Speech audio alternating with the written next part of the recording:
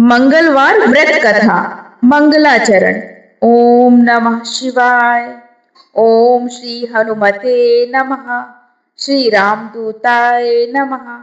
हे वीर हनुमान जी, हे संकट मोचन, आपकी कृपा से भक्तों के जीवन से सभी दुख, कष्ट, रोग और बाधाएं दूर हों।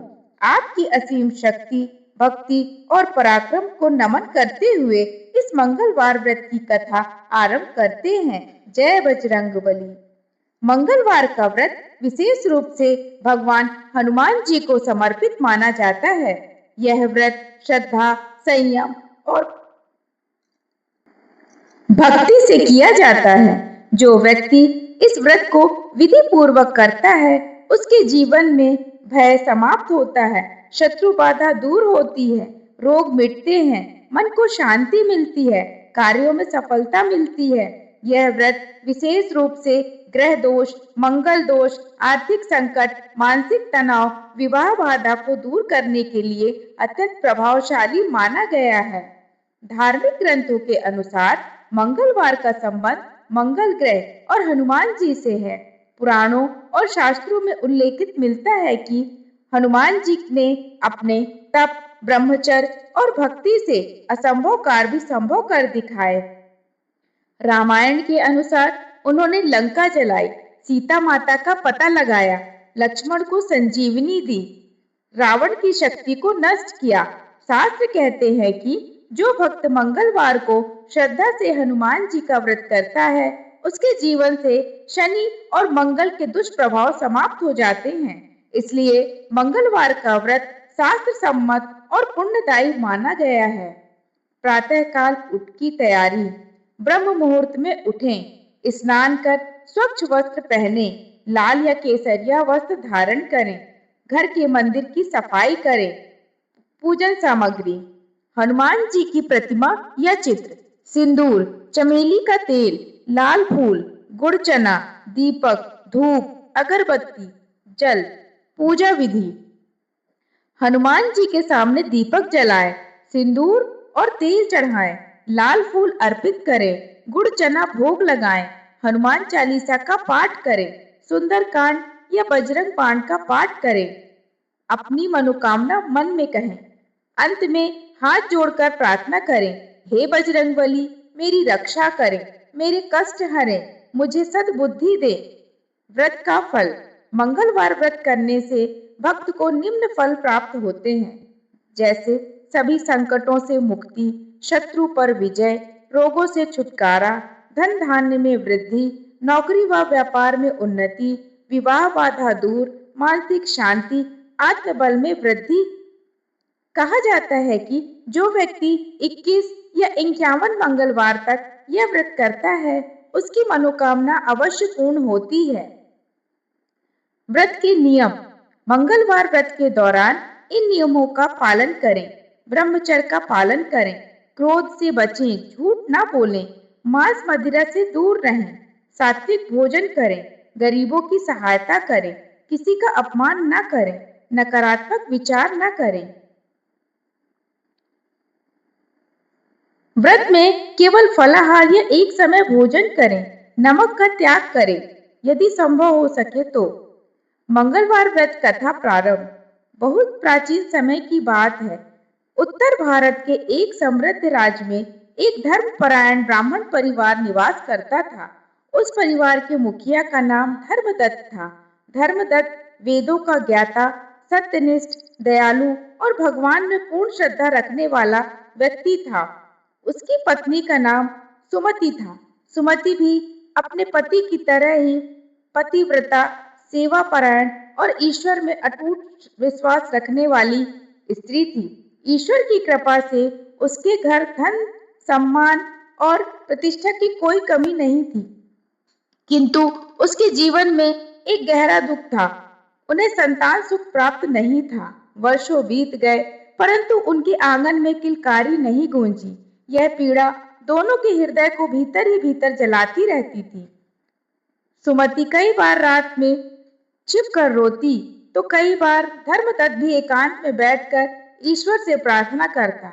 दोनों मन ही मन सोचते कि उन्होंने कौन सा पाप किया है जिसके कारण उन्हें यह कष्ट झेलना पड़ रहा है। एक दिन धर्मदत्त ने सुमति से कहा, प्रिय, हमें निराश नहीं होना चाहिए। यह सब भगवान की लीला है। अवश्य ही हमारे प्रारब्ध में कुछ विशेष लिखा होगा।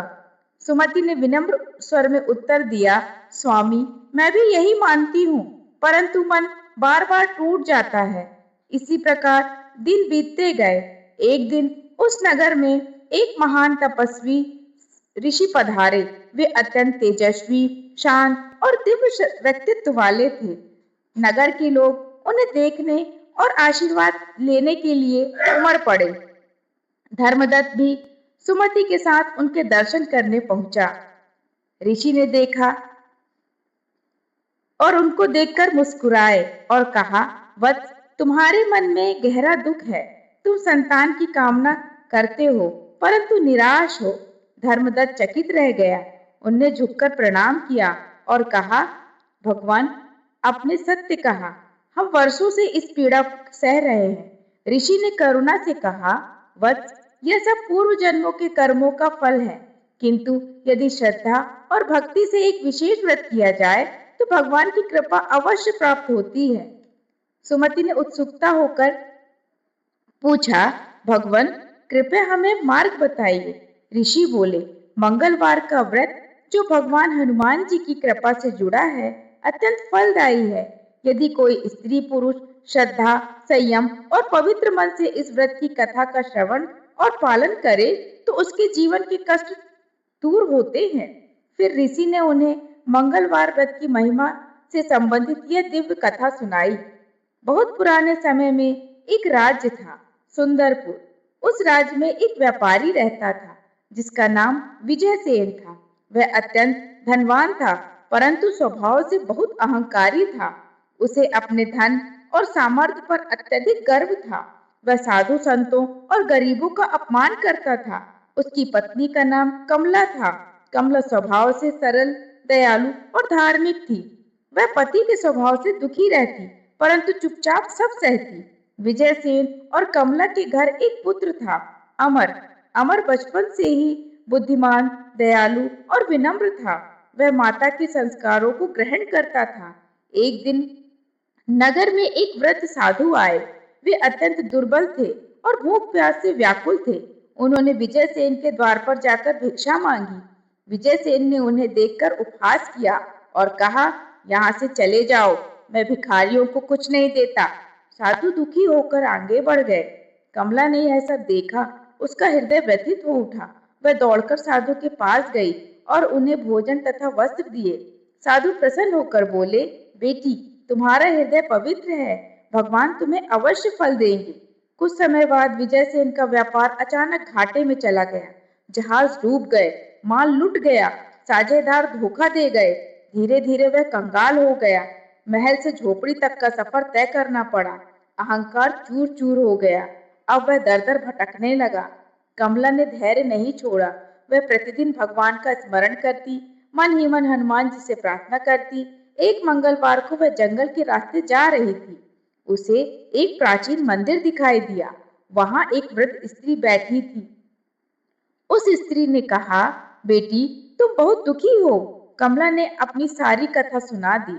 वृद्धा बोली, यह सब कर्मों का फल है। यदि तुम श्रद्धा से मंगलवार व्रत की कथा का श्रवण और पालन करोगी तो सब कष्ट दूर होंगे। कमला ने मन ही मन संकल्प लिया।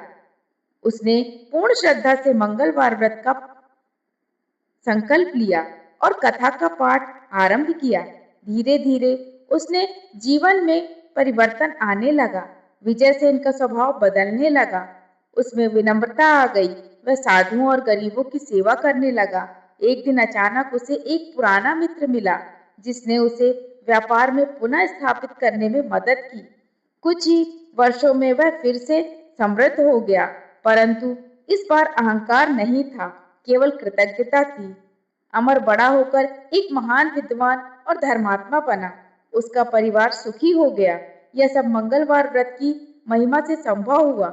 ऋषि ने कथा समाप्त करते हुए कहा, वत्स, जो व्यक्ति श्रद्धा, विश्वास और संयम से इस व्रत की कथा का श्रवण करता है, उसके जीवन के दुख, दरिद्रता, रोग और संकट दूर होते हैं। हनुमान जी उनकी रक्षा करते हैं। धर्मदत्त और सुमति की आंखों में आशा की किरण जगमगा उठी।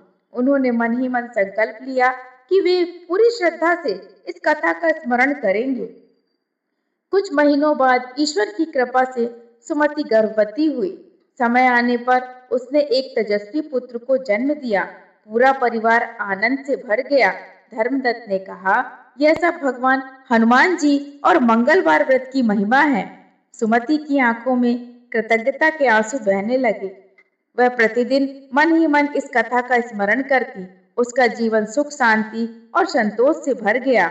इस प्रकार मंगलवार व्रत की कथा यह संदेश देती है कि मनुष्य को कभी निराश नहीं होना चाहिए। श्रद्धा, संयम, विश्वास और भक्ति से हर संकट दूर हो सकता है। अहंकार विनाश कर कारण बनता है, जबकि विनम्रता, सेवा जीवन को सफल बनाती है।